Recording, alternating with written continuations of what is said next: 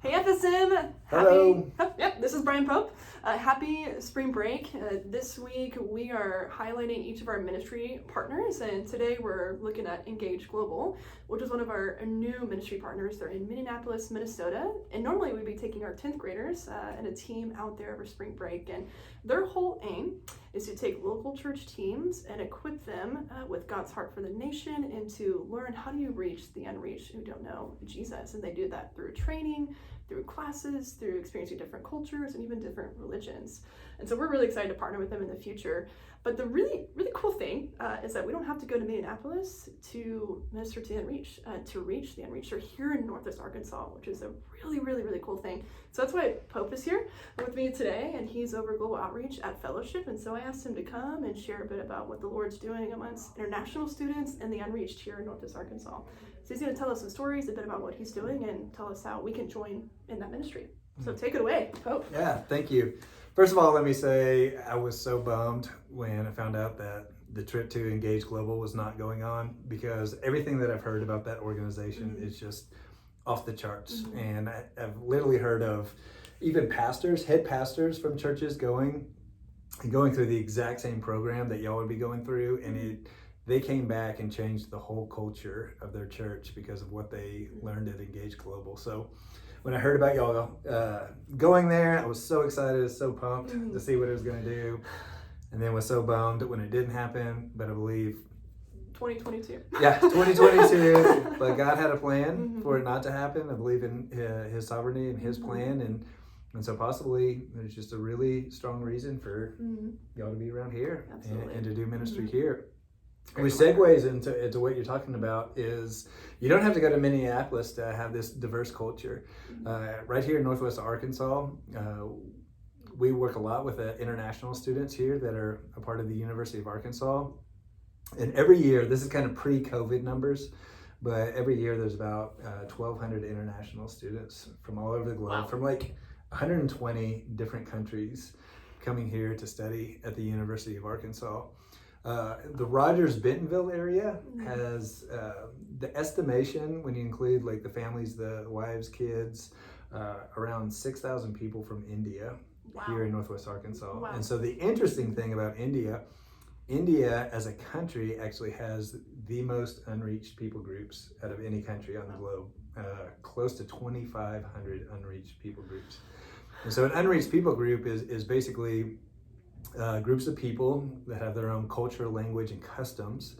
And when you say that one of them is unreached, basically it means there's pretty much no believers out of the group that they come from. And so imagine that there's people walking around all over Northwest Arkansas, people that you probably interact with at school, at the restaurants, in the community, sports teams, everything, who have possibly never have heard the gospel or have never even known a follower of Christ.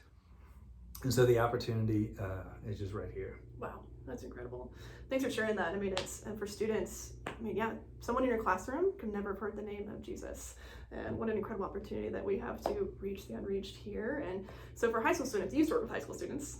You're actually on staff whenever I think I was a student. I think so. Wow. We've been on some mission trips. We have, that's right. They were very fun.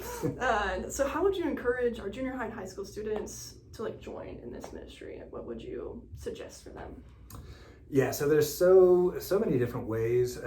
There's one, I'll point out one organization that I think is great, and I love for cell groups to do this as a group. There's an organization in Fayetteville we have a really close relationship with called Furniture Friends. And you can find them by just looking up furniturefriends.co, not .com, but furniturefriends.co. And basically what they do is they have this whole warehouse full of donated furniture. And when internationals come here, especially international students, many of them can't afford furniture for their apartments. And so they've just heard about Furniture Friends word of mouth. The word has gotten out. And so they are looking for believers who will help them deliver this furniture to their apartments. And man, I've been on some of those deliveries and it feels like a mission trip in itself. And so I've walked into an apartment, there's people from Nepal, They had their shrine set up in the corner, pictures of all the gods that they worship there. But it's just an incredible experience. They're so, every place you go to, they're so grateful to receive the furniture. You have the best conversations. A lot of times they're bringing you out food, they're bringing you out tea.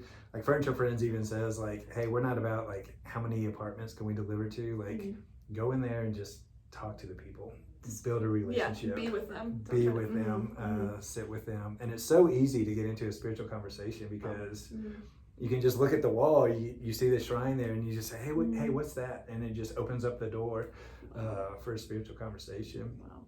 And that's one easy step. But really what I wanted to encourage all students to do, instead of like getting involved in like a one-time event, and that might be a great Kickstarter, is just have a mindset of just intentionally pursuing people who are different than you. It's really interesting. If you look at the book of Acts in chapter 11, there's this major shift that's kind of hidden there. But a big part of the book of Acts is the Jews are kind of arguing, thinking that Christianity is just for people who are like them, who came out of the Jewish religion. And so they even get in these debates of, you know, are other people outside of our culture, in which they call them Gentiles in there, are they, is this message of salvation for them? Wow. And Peter meets with them, and finally he has a vision, he has a dream, and he says, man, I really think this vision, the dream is meant that like the gospel is to go out to all nations. Right. And what's hidden in there is that you see right after they make that decision, it says a couple of guys went out, and they went out to share the gospel, but it says a few of them went to the Greeks. And what was interesting, it says the hand of the Lord was with them.